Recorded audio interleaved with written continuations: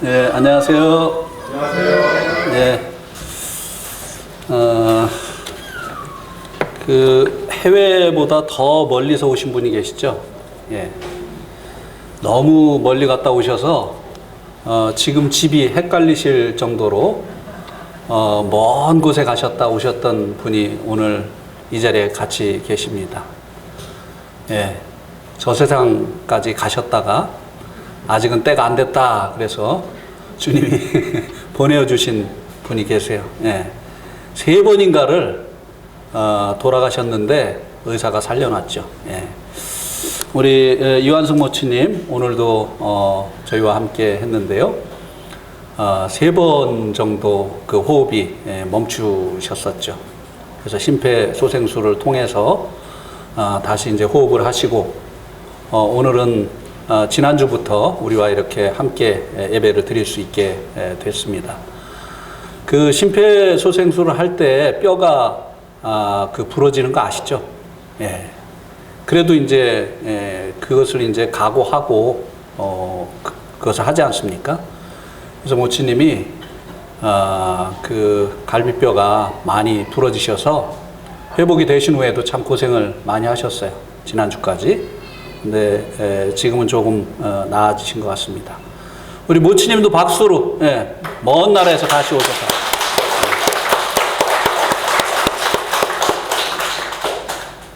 가족들도 참 고생이 지금까지 많으십니다. 오늘 말씀은 빌립보서 1장 7절에서 11절까지입니다. 빌립보서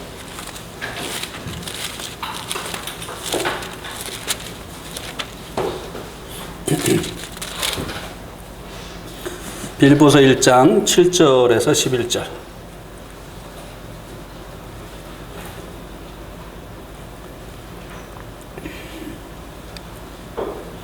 형제님들이 한 절, 자매님들이 한 절 교독하시겠습니다. 시작. 내가 너희 무리를 위하여 이와 같이 생각하는 것이 마땅하니 이는 너희가 내 마음에 있음이며 나의 매임과 복음을 변명함과 확정함에 너희가 다 나와 함께 은혜에 참여한 자가 됨이라. 내가 예수 그리스도의 신자로 너희 무리를 얼마나 사모하는지 하나님이 내 증인이다. 내가 기도하노라. 너희 사랑을 지식과 모든 총명으로 점점 더 풍성하게 하사 너희로 지극히 선한 것을 분별하며 또 조심하여 흠없이 그리스도를 알리고 예수 그리스도로 말미암아 의의 열매가 가득하여 하나님의 영광과 찬송이 되기를 원하노라. 네, 아멘. 오늘 말씀 제목은 주님이 주셨어요. 네. 뭔가 하면 오늘 말씀 속에 이 빌립보 교회가 사도 바울에게 있어서 어떤 교회였는가를 말씀해주고 있지 않습니까? 그래서 이것에 착안을 해서 내동교회는 사역자들에게 어떤 교회로 기억될까? 좀 흥미가 가는 제목이죠? 우리 내동교회는 지나간 그 사역자들에게 어떤 교회로 기억이 될까? 예.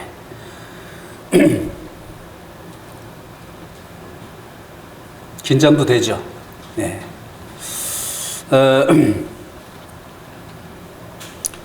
7절하고 8절 말씀이 사도 바울에게 빌립보 교회의 복음을 전해 주었던 이 사도 바울에게 빌립보 교회가 어떤 교회였는가에 대해서 말씀을 해주고 있습니다.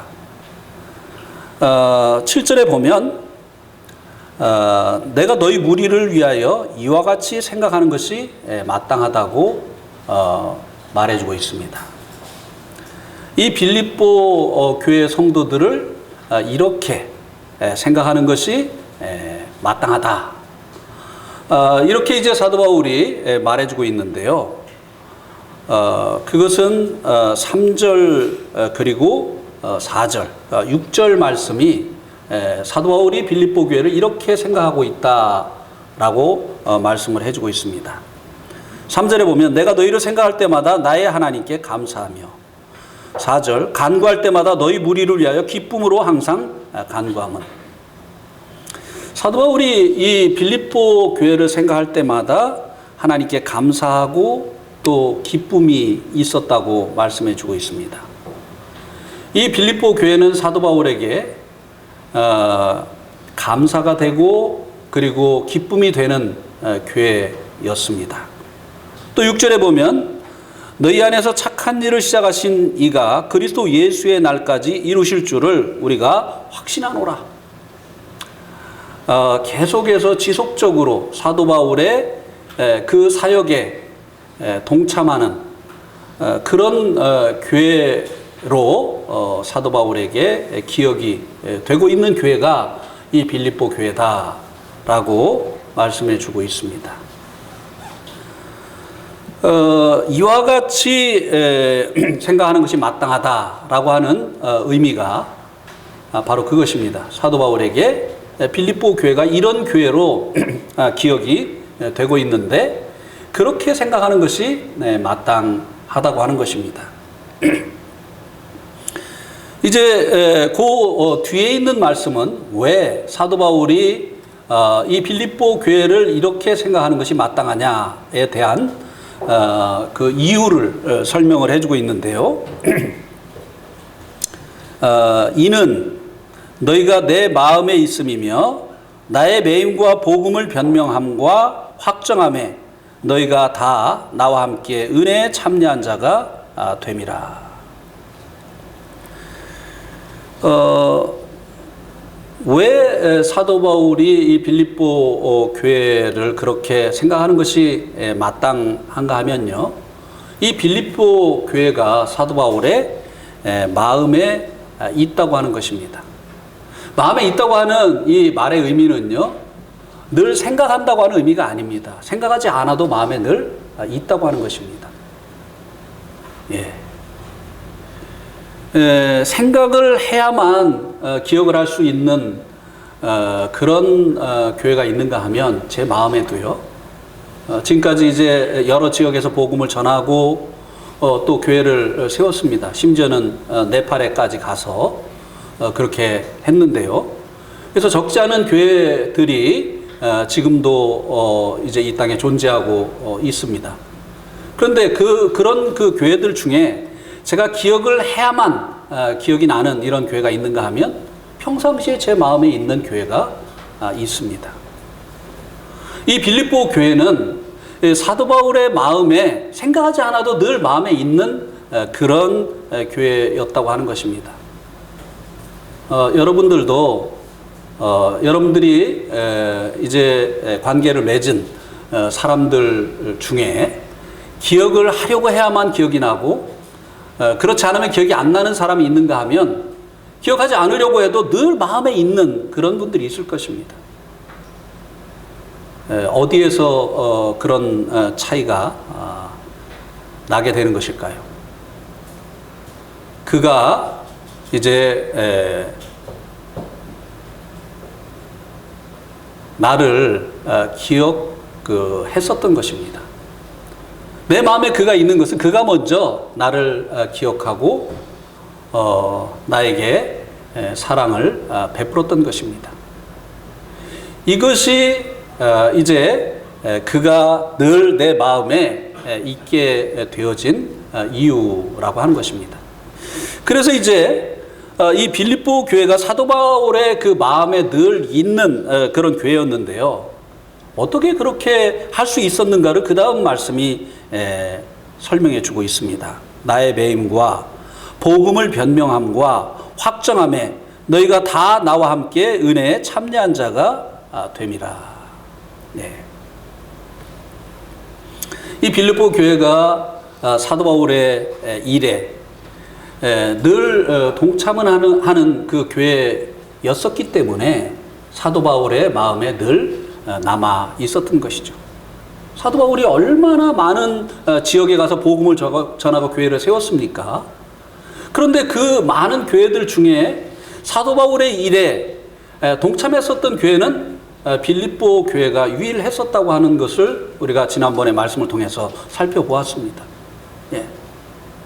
그런 것이죠. 그들이 먼저 이제 사도 바울을 기억하고 사도 바울에 대한 그 사랑을 여러 가지 일들을 통해서 나타내 보여주었기 때문에 사도 바울의 마음에 늘 이 빌립보 교회가 있었던 것입니다.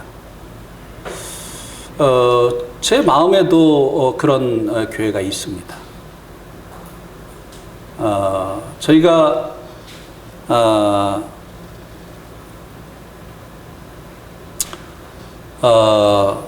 이제 결혼을 하고 처음 이제 신혼 생활을 시작한 곳이 제가 근무하는 그 사무실에 옆에 붙어 있는 그 방이었어요.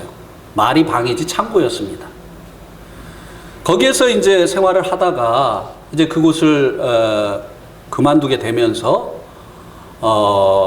이제 갈 곳이 없게 되어졌습니다.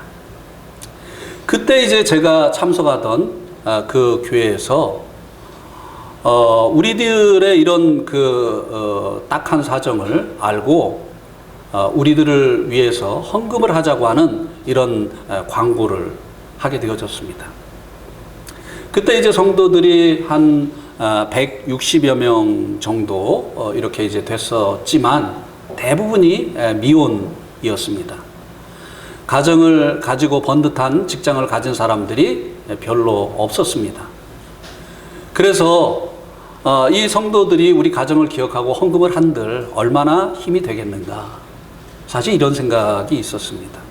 그런데 한 달 동안 헌금을 해서 재정 맡은 집사 형제님이 봉투를 하나 이렇게 가지고 와가지고 이렇게 말을 하면서 이 봉투를 전해줬습니다. 형제님, 이것은 우리의 형제님 가정을 향한 사랑입니다 라고 하면서 이 봉투를 주었어요. 그때부터 가슴이 뭉클해지기 시작했습니다. 그때부터 이 교회가 제 마음에 새겨진 것입니다. 각인되어진 거예요. 집에 가서 이제 두 부부가 앉아서 그 돈을 세기 시작하는데요, 예상을 뛰어넘는 거예요. 결국은 울고 말았습니다. 두 부부가 같이 울었어요. 그러면서 그때 이제 이렇게 이야기를 했습니다. 여보, 우리 이들을 위해서 죽읍시다. 우리 마음속에서 그런 마음이 일어났어요. 이들을 위해서 죽자. 네. 지금도 저는 그렇게 고백할 수 있습니다. 제 목숨을 바칠 수 있는 것 두 가지가 있습니다. 하나는 복음을 위해서이고 하나는 성도들을 위해서입니다. 그들을 위해서는 무엇이든지 줄 수 있는 이런 마음을 그들이 갖게 해 주었던 것이에요. 이 사도 바울에게 있어서 이 빌립보 교회는 늘 그 마음에 있는 이런 교회였다고 하는 것입니다. 왜요? 사도 바울이 곳곳에 가서 복음을 전하고 그리고 또 확정하고 하는 이와 같은 일에 그들이 늘 동참하였기 때문입니다. 기도로, 물질로. 네.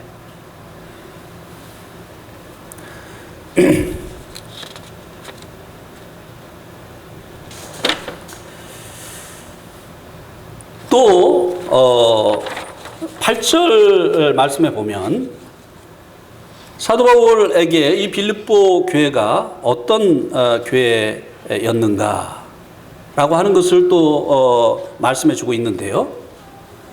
내가 예수 그리스도의 심장으로 너희 무리를 얼마나 사모하는지 하나님이 내 증인이시니라. 이 빌립보 교회는 사도 바울에게 있어서 사모하는 교회였다고 하는 것입니다. 사모한다는 것은 연인 사이에 있는 그 감정을 이야기하는 거죠. 예. 여기 이제 결혼하신 분들이 대부분이신데 결혼하기 전에 연애할 때 얼마나 서로를 사모했습니까? 그죠? 정경수 형제님도 그렇게 하셨죠?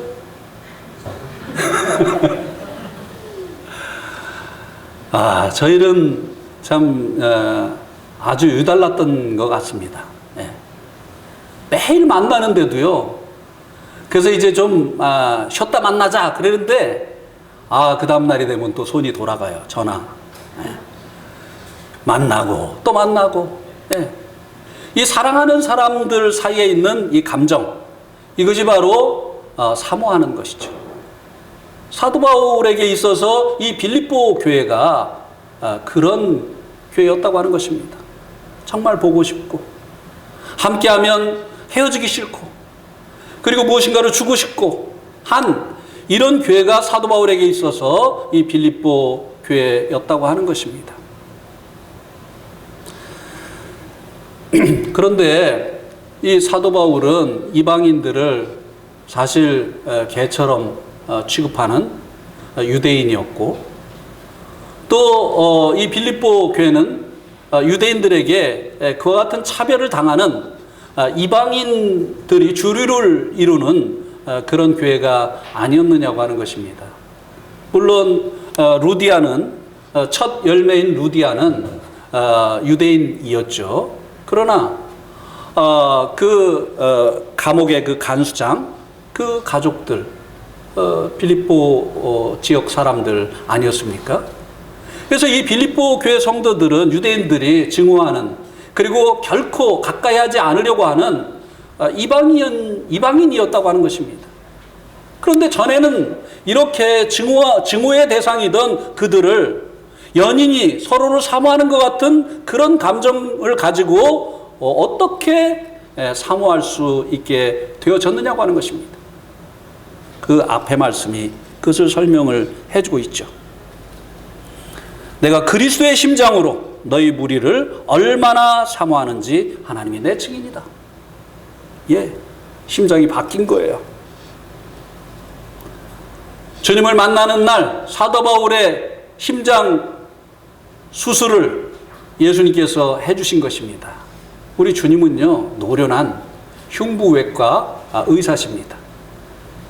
그래서 이제 주님을 만나게 되어질 때 자기밖에 모르는 이 심장을 떼어내시고 그리고 죄인들을 위해서 자신을 내어주신 주님의 심장으로 이제 이식을 시켜주시는 수술을 해주시는 거예요.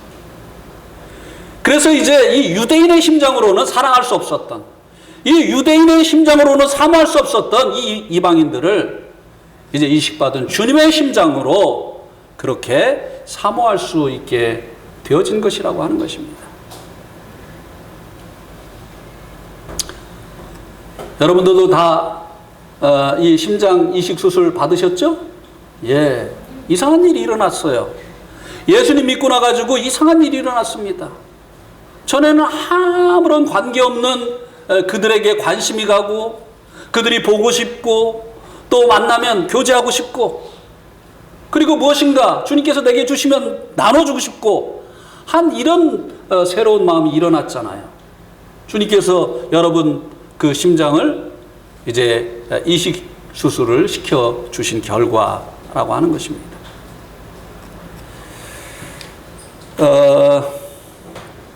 2018년 5월 8일 날, 그러니까 이제 3년 전이죠. 네팔에서 형제들이 데라툼이라고 하는 지역에 가서 복음을 전하다가 이제 주민들의 신고 때문에 경찰에 체포가 되어지고 이제 수감이 되어졌습니다. 그래서 이제 여러 번의 재판을 받은 끝에 5월 23일 날 형제들이 6명의 그 형제들이 석방이 됐습니다. 그때 이제 네팔로부터 우리가 이 소식을 듣게 됐죠. 네팔의 형제들이 지방에 복음을 전하러 가서 복음을 전하다가 신고를 당해서 갇히게 되어졌다. 그래서 이제 재판에 회부가 됐다라고 하는 소식을 들었습니다. 그리고 네팔의 현행법에 저촉이 되기 때문에 3년 정도의 형을 받을 수 있다라고 하는 그런 소식을 들었습니다. 여러분, 네팔 사람하고 우리가 무슨 관계가 있습니까? 그들을 언제 봤습니까? 그들을 우리가 어떻게 압니까? 그런데 우리는 그 소식을 듣고 남의 일로 생각지 않았어요. 기도했죠. 또 헌금했죠. 이런 일들이 바로 주님께서 우리의 심장을 바꿔주신 것으로 인해서 일어나는 그런 일이라고 하는 것입니다. 그때 이제 감옥에 갇혀서 있었던 형제 6명의 형제 중에 디네스 형제가 이제 기록한 그 글을 제가 오늘 여러분들에게 읽어 드리겠습니다.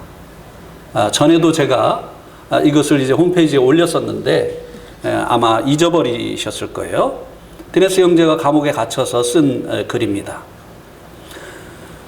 우리가 투옥된 후에 온 세상의 성도들이 우리를 위해서 기도하고 있음을 알았을 때 우리는 너무 기뻤습니다. 우리는 개인적으로 우리가 알지 못하는 친애하는 모든 형제 자매님들에게 매우 감사하고 있습니다. 우리에게 훌륭한 학습 경험이었습니다. 우리는 안락한 일상에서 기도하는 것을 넘어서 감옥에서 기도하는 것을 배웠습니다. 우리는 특별한 방법으로 주님을 의지하는 것을 배웠습니다.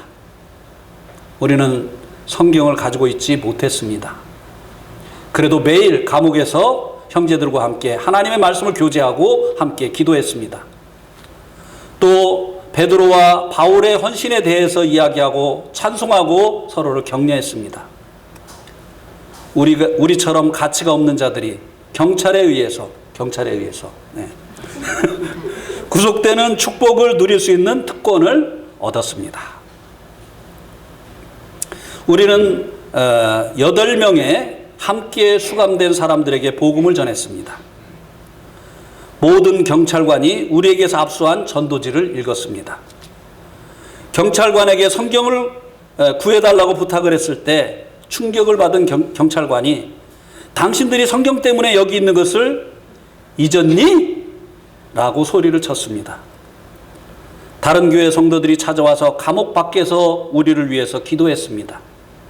인도에서 성도들이 찾아온 것을 보고 격려가 되었습니다. 그리고 이제 제가 네팔을 방문을 했을 때 이 형제들이 속한 교회에 갔습니다. 그때 이 디네스 형제가 그런 고백을 했어요. 한국 교회는 사랑을 실천하는 교회다. 사랑에 대한 메시지를 많이 들었지만 사랑을 보여주는 교회는 우리는 한국 교회라고 하는 사실을 알게 되었습니다. 이렇게 이야기를 했어요. 그리고 또 우리가 이제 잘 알고 있는 것처럼 2019년 12월 24일 날 고향의 복음을 전하고 돌아오던 띠까람 슈레스타 형제를 비롯한 5명의 형제들이 돌아오던 길에 산길의 그 커브길을 돌다가 차량이 200m 절벽 아래로 추락함으로 인해서 3명이 사망하게 되어지고 그리고 4명이 부상당하게 되어지는 이런 사고가 났었죠. 슈레스타 형제는 이제 주님의 부르심을 받고 하늘나라로 가게 되어지고 함께 동승했었던 이제 그 마을 주민 2명이 또 죽음을 당하게 되어졌고 4명의 형제들은 중상을 입고 병원에 입원을 하게 됐지 않습니까? 이 소식을 듣고 바로 전국 교회에 이 소식을 전했습니다. 이 성도들이 이 사고를 당한 형제들 그 교회 그리고 그 가족을 기억하고 즉시 헌금을 했는데요. 참 제가 너무 놀랐습니다. 2억의 헌금이 들어왔어요. 2억이라고 하는 이 헌금이 들어왔습니다. 그곳의 형제들은 굉장히 당황을 했죠. 왜냐하면 그 차를 운전하던 형제가 사망자가 생김으로 인해서 또 부상자가 생김으로 인해서 좋은 일을 하려다가 가해자가 되어진 것입니다. 그래서 사망한 사람들에게 보상금을 줘야 되고, 그리고 이 부상한 사람들을 치료해 줘야 되는 이런 엄청난 문제를 떠안게 되어진 거예요. 이건 네팔 교회가 감당할 수 있는 일이 아니었어요. 그들에게 이것은 정말 히말라야 산맥처럼 감당할 수 없는 아주 큰 문제였습니다. 그런데 저희들이 한국의 그 헌금한 한국 성도들이 한 그 헌금을 가지고 가서 이 문제를 다 해결해 주지 않았습니까? 그리고 자녀들을 위한 장학금을 만들고 대학까지 다닐 수 있도록, 그리고 그 슈레스타 형제가 섬기던 그 교회 예배당을 또 건축을 해주고, 지금 이제 완공 단계에 있습니다. 코로나가 아니었으면 이미 완공이 되었을 텐데요. 그러자 또 이 네팔 형제들이 또 그 얘기를 했어요. 우리가 지난번에도 한국교회가 사랑을 실천하는 교회라고 하는 사실을 알았지만 이번에 다시 한번 더 깊이 경험을 하였다. 한국교회는 정말 이 사랑을 실천하는 교회다. 근데 우리가 원래 그런 사람들이었습니까? 우리가 남의 일에 원래 관심 갖던 사람이었습니까? 우리 아직도 남아있는 육신을 보세요. 대화할 때 남 얘기 안 들어요. 그런데 내 얘기는 들어주기를 원합니까? 안 합니까? 예. 이번에 우리 자매 사촌들이 모여가지고 고기 구워 먹고 이렇게 이제 얘기를 하는데요. 와, 진짜 남 얘기 안 들어. 계속 자기 얘기만 하는 거예요. 예. 그래가지고 제가 말할 기회가 별로 없었어요. 예. 저만 그런 줄 알았더니 저희 장모님도 그러셨다고 하더라고요. 아주 그냥 얘기 듣느라고 아주 그냥 잠도 못 자게 하면서 그냥 막 그렇게 아주 힘드셨다고 그렇게 얘기를 하시더라고요. 우리가 원래 그런 사람들이잖아요. 남은 나에게 관심을 가져주기를 원하고 알아주기를 원하고 박수 쳐주기를 원하지만 우리는 다른 사람에게 관심이 없는 사람들이잖아요. 그런데 어떻게 만난 일도 없고 알지 못하는, 더군다나 나라 밖에 있는 이 네팔 이 성도들을 위해서 우리가 참 같은 마음을 가지고 그리고 기도하고 그리고 헌금할 수 있느냐는 것이에요. 적지 않은 그런 돈을 바로 주님께서 우리의 마음도 그리스도의 심장으로 바꿔주셨기 때문이에요.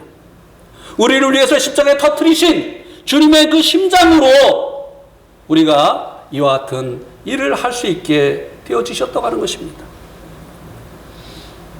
주님께서 우리를 사랑하시어서 우리가 죄인 되었을 때 우리를 위해서 주님께서 십자가에서 돌아가 주심으로 인해서 하나님께서 우리에게 대한 사랑을 확증해 주시지 않으셨습니까? 네. 우리가 이 주님의 심장으로 사도 바울이 이 빌립보 교회 성도들을, 이방인인 그 빌립보 교회 성도들을 사모했었던 것처럼 서로를 사모하고 그리고 우리와 관계없는 이들을 사모하고 그들을 위해서 기도하고 그들을 위해서 도움을 줄 수 있는 이와 같은 사람들이 되어졌다고 하는 것입니다. 빌립보 교회는 사도 바울에게 이런 교회였어요. 그렇다고 한다면 이 내동교회는 지금까지 이 교회에서 이제 사역을 했었던 그 사역자들에게 어떤 교회로 기억이 될까요? 기쁨이 되고 감사가 되고 그리고 또 사모하는, 여러분들이 보고 싶고 만나고 싶고 그런 교회로 기억이 될까요? 그렇지 않을까요? 그런 교회가 되기를 우리가 이 빌립보 교회를 통해서 교훈을 받고 또 빌립보 교회를 본받아야 될 것입니다. 이제 9절에서 11절까지는 이 빌립보 교회가 사도 바울에게 어떤 교회였는가를 말해주고 있지는 않습니다.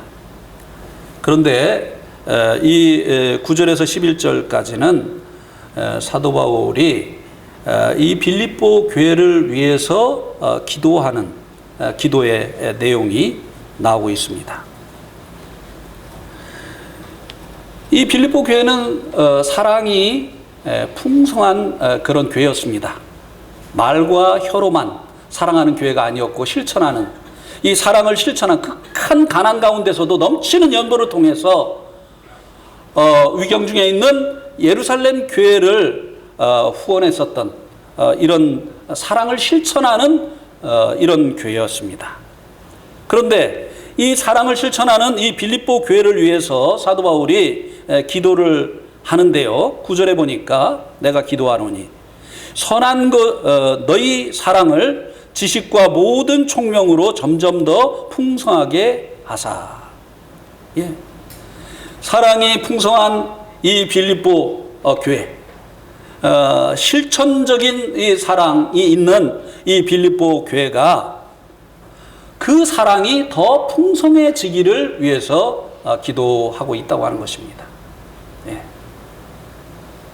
사랑은 이제 가면 갈수록 더 풍성해져야 되는 것이죠. 예. 근데 실제적으로 어떻습니까? 에베소 교회처럼 처음 사랑을 잃어버리고 사랑이 점점 식어지는 것이 사실은 현실이 아니냐고 하는 것이에요. 그래서 사도 바울이 이 빌립보 교회의 이 사랑이 점점 더 풍성해지기를 위해서 기도했다고 하는 것입니다. 예. 부부간에도 마찬가지잖아요. 그냥 그 처음에 결혼하기 전에 그 뜨거웠던 그 사랑이 더 풍성해져야 되는 거 아닙니까? 가면 갈수록 더 뜨거워져야 되는 거 아닙니까? 그런데 우리가 사랑했던 적이 언제지? 하면서 이 처음 사랑을 잃어버리는 것이 사실은 현실이잖아요. 그래서 사실 기도해야 돼요. 이 부부간의 이 사랑도요, 실천적인 이 사랑이 지속되기 위해서, 더 풍성해지기 위해서 기도해야 됩니다. 교회도 마찬가지예요. 네.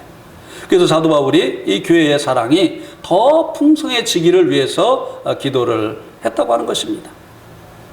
그런데요, 이 사랑이요, 지식과 모든 총명으로 점점 더 풍성해지기를 기도했다고 하는 것입니다. 지식과 총명으로.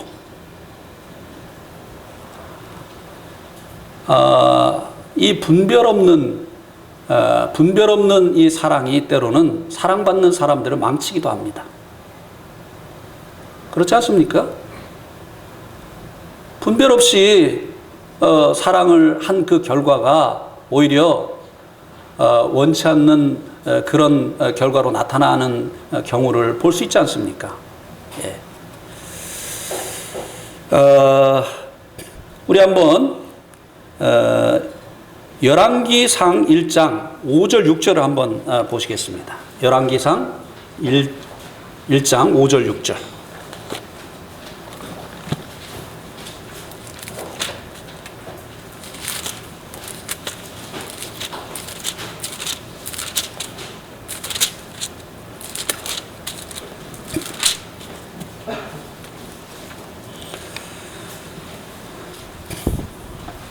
그때 학깃의 아들 아도니아가 스스로 높여 이르기를 내가 왕이 되리라 하고 자기를 위하여 병거와 기병과 호위병 50명을 준비하니 그는 압살롬 다음에 태어난 자요 용모가 심히 준수한 자라.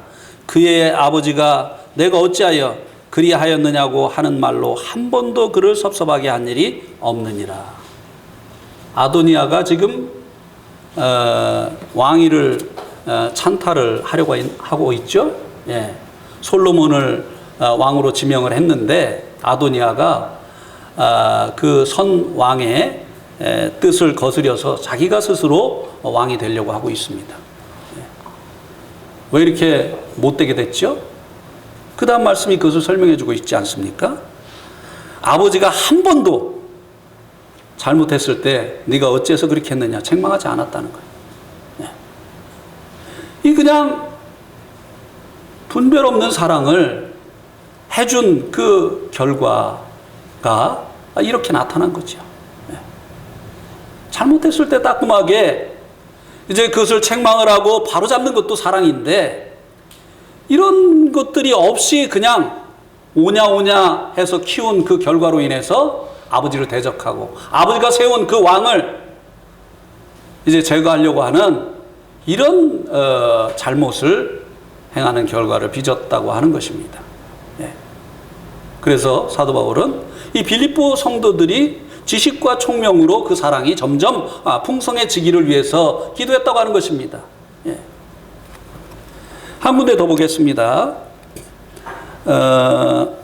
열왕기 사무엘상 2장 12절. 사무엘상 2장 12절.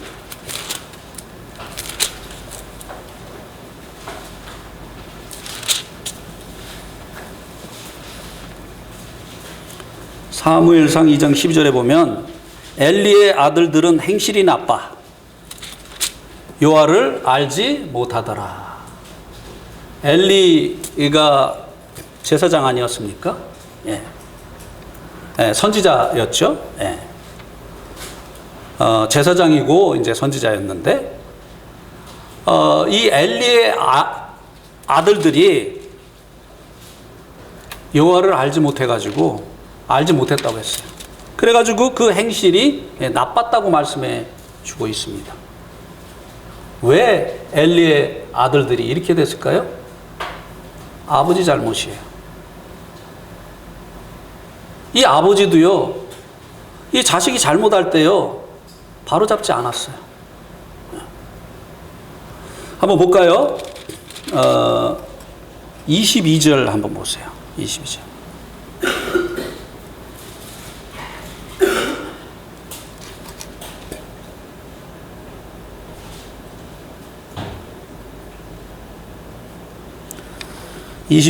엘리가 매우 늙었더니 그의 아들들이 온 이스라엘에게 행한 모든 일과 회막문에서 수종드는 여인들과 동침하였음을 듣고 그들에게 이르되 너희가 어찌하여 이런 일을 하였느냐. 이게 말이 됩니까? 그 하나님을 섬기는 여인들과 지금 간음을 했어요. 그런데 너희가 어찌하여 이런 일을 하였느냐. 이게 책망입니까? 아니잖아요.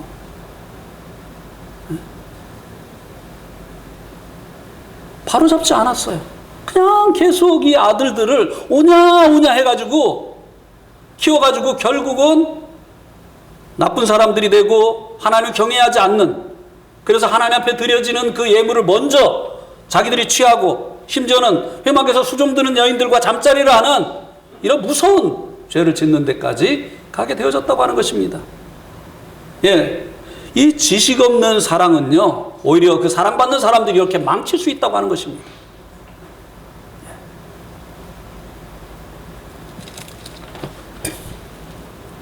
사랑 없는 지식이 또 사람들에게 유익을 주기보다 상처를 줄 수 있기도 하지만, 지식 없는 사랑은 이렇게 그 사랑받는 사람들을 잘못되게 만들 수 있다고 하는 것입니다.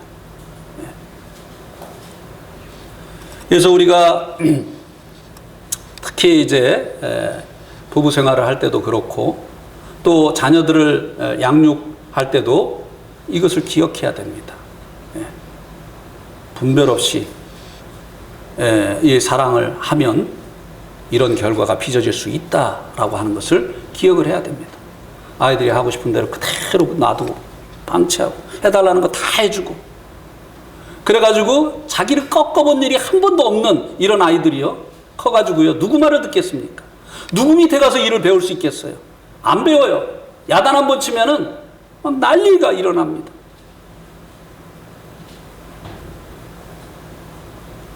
아이들에게 노를 가르쳐야 돼요. 맨날 예스만 해주니까 누군가가 노를 하면은 애들이 막 그냥 얼굴색이 변하고 말이죠.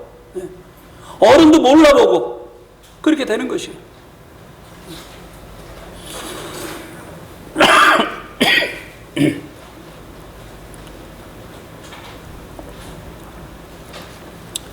또 한 군데를 찾아보겠습니다. 베드로전서 3장 7절을 한번 보시기 바랍니다. 베드로전서 3장 7절.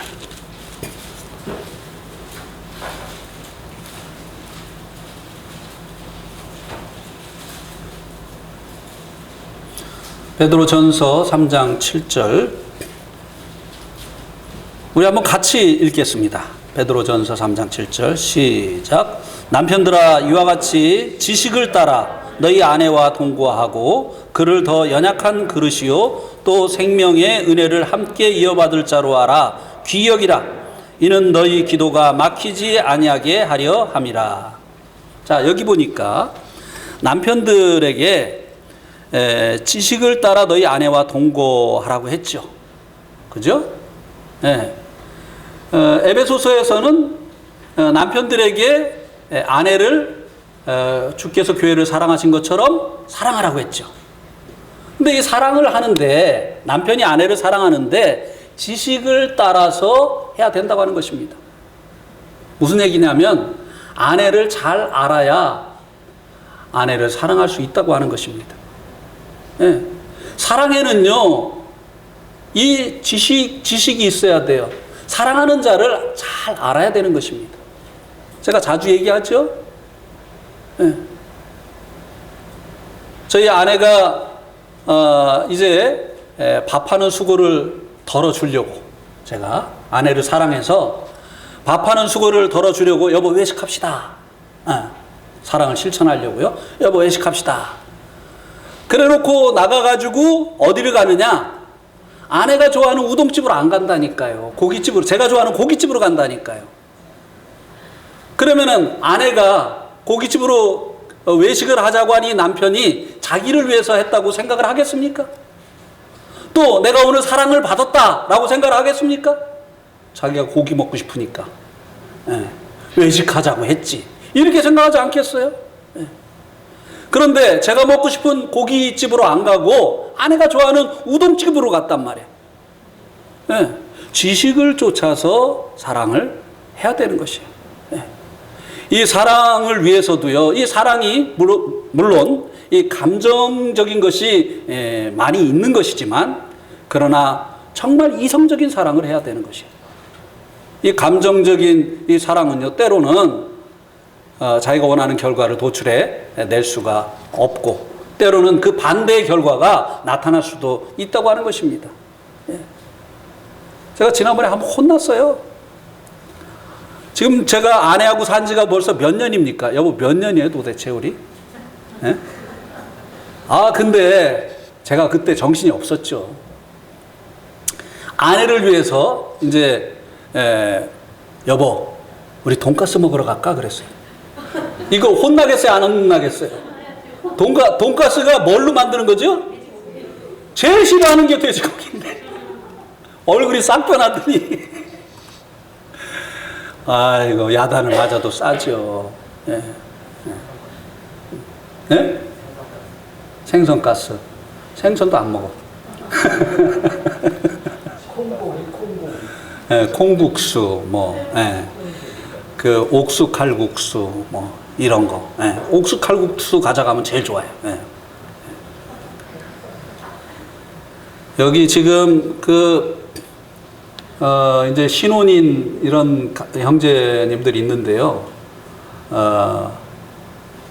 아내를 잘 알아야 됩니다. 아내를 기쁘게 하려고 하면 아내를 잘 알아야 돼요. 그래야 아내를 기쁘게 할 수 있고,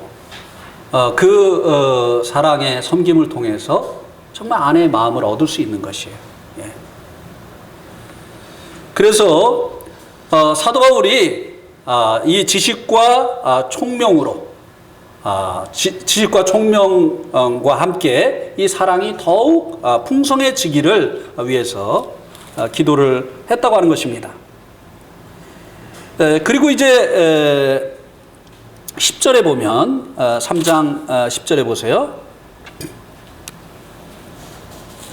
1장 10절. 너희로 지극히 선한 것을 분별하며 또한 진실하여 허물 없이 그리스도의 날까지 이르고. 이 사랑이 그리스도의 날까지 이르기를 원했어요. 한때 반짝하고 마는 이거 별 효과가 없습니다. 지속적인 거, 이것이 귀한 거지요. 선교사들이요, 선교를 나가기 전에 이제 주님의 부르심을 간증을 하고 이 일에 이제 동참해 줄 것을 이제 호소를 합니다. 제가 제 일하러 가는 거 아니고 주님께서 저에게 주신 주님의 일을 하러 갑니다. 이 주님의 일에 동참해 주시기를 바랍니다 하면서 동참을 호소를 하죠. 그런데 이 선교사들은요, 몇몇 사람이 많은 그 후원하는 것을 원치 않습니다. 왜 그럴까요? 그 많이 하던 사람 한 사람만 빠지면요, 굉장한 그 타격이 옵니다. 선교하는 일에. 그래서 선교사들이 원하는 것은 뭐냐면요, 조금씩 많은 사람이 지속적으로 하는 것을 원해요. 그게 안전해요. 그래서 조금씩 여러 사람이 하다가 몇몇 사람이 지속적으로 못하게 되어진다 할지라도 그 선교 사역을 하는데 큰 문제가 없거든요. 그런데 몇몇 사람들이 제가 후원을 하겠습니다 하면서 이렇게 크게 후원을 하는 사람들이 이제 그 성도들이 있는데, 이런 성도들이 몇몇만 있으면요, 사실은 이게 지속되지 않으면 굉장히 어려워지죠. 선교를 하면 할수록 일이 많아지고 선교비가 더 필요하게 되어지는데, 사실 이렇게 지속적으로 하는 이런 분들은 그렇게 많지가 않아요. 그래서 사도 바울이 이 빌립보 성도들의 이 사랑이 지속되어지기를 위해서 기도했다고 하는 것입니다. 그리고 이 지속되는 그 과정 가운데서 굉장히 중요한 건데요, 진실하여 허물이 없기를 원했다고 하는 것입니다. 많은 사람들이 간증을 잃어버리잖아요. 여러 가지 이유로 해서. 진실함을 잃어버리고 그 허물이 생김으로 인해서 그 간증을 잃어버리는 이런 사람들이 있지 않습니까? 그래서 사도 바울은 그들이 계속해서 진실하고 허물이 없는 이런 상태에서 지속적으로 사랑을 행하기를 원했다고 하는 것입니다. 많은 주님의 귀한 종들이 여러 가지 그 문제로 인해서 간증을 잃어버린 이런 경우가 있지 않느냐고 하는 것이에요. 지금까지는 잘했는데 앞으로도 잘해야 되고, 그리고 마지막 그리스도의 심판대 앞에 쓰는 그날까지 계속 잘해야 된다고 하는 것입니다. 그래서 우리가 서로를 위해서 이런 것들을 위해서 기도를 해야 되는 것이죠. 마지막으로 11절에서는 의의 열매가 가득하여서 하나님의 영광과 찬송이 되기를 원한다고 고백을 해주고 있습니다. 하나님의 영광과 찬송이 되기를 위해서 기도했습니다. 이 말은 하나님께 자랑스러운 이 빌립보 교회가 되기를 원했다고 하는 것입니다. 우리 이제 그 나이 먹은 사람들이 모이면 젊었을 때는 이제 자기 자랑 하잖아요.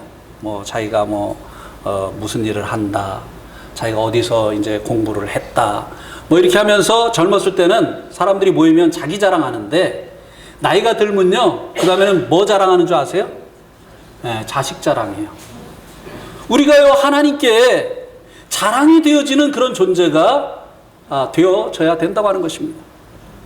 사도 바울이 이 빌립보 교회가 하나님께 영광과 찬송, 하나님의 자랑거리가 되는 그런 교회가 되기를 위해서 기도했다고 하는 것입니다.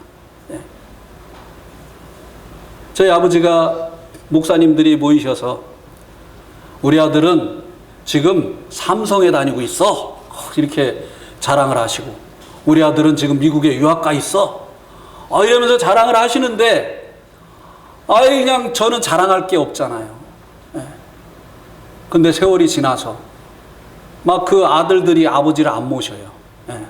그 삼성에 다니는 그 아들들이 아버지를 안 모셔요. 아버지를 돌아보지 않아요. 자기들만 잘 먹고 잘 사는 거예요. 예. 또 유학 갔다 온 그 가정이 깨져요. 그래가지고 부끄러워가지고 자식 얘기를 이제 못하는 거예요. 옛날에는 모이면 막 우리 자식이 삼성 다녀, 우리 자식 뭐 그냥 뭐 유학 갔어 막 이렇게 하는데, 지금은요 우리 아버지만 자랑하세요. 우리 아버지만. 예. 목사님들 모이면요 우리 아버지만 자랑. 예. 왜? 자식들이 서로 부모님을 모시려고 하니까. 이거보다 더 큰 게 어디 있어요? 그죠, 이용수 형제님? 예? 나는 저분 참 훌륭한 분이라고 생각해요. 예? 장모님 모시고 살잖아요. 이게 보통 일이에요? 예? 정말 훌륭한 분이에요. 그냥 자기 친부모도 안 모시려고 서로 막 그냥 떠넘기고 말이죠. 이것 때문에 막 싸우고 이렇게 하지 않습니까? 예. 그러니까 저희 아버지가 옛날에 한 말씀도 안 하고 계시다가, 옛날에는 뭐라고 아버지는 그러면은 그분들이 그렇게 자식 자랑하면은 아버지는 저에 대해서 뭐라고 얘기하세요? 그러니까 나도 있지. 뭐 자랑하세요? 우리 아들은 오직 예수야! 이렇게 자랑해. 그래서 내가 아멘! 근데 지금은요 저희 아버지가 제일 자랑이 많으신 거예요. 네. 우리 교회가 그런 교회가 돼야 되겠죠. 하나님 보실 때 참 내 동께 자랑할 것이 많은, 하나님을 영광스럽게 하는, 예, 이런 교회가 되어야 될 것입니다. 예, 사도 바울이 빌립보 교회가 이런 교회가 되기를 위해서 기도한 것처럼, 우리가 또 우리 내동교회를 위해서 이렇게 기도하고, 또 우리의 기도를 필요로 하는 이런 교회들이 이런 교회가 되도록 기도를 해야 될 것입니다. 예, 오늘 말씀 여기까지 드리도록 하겠습니다.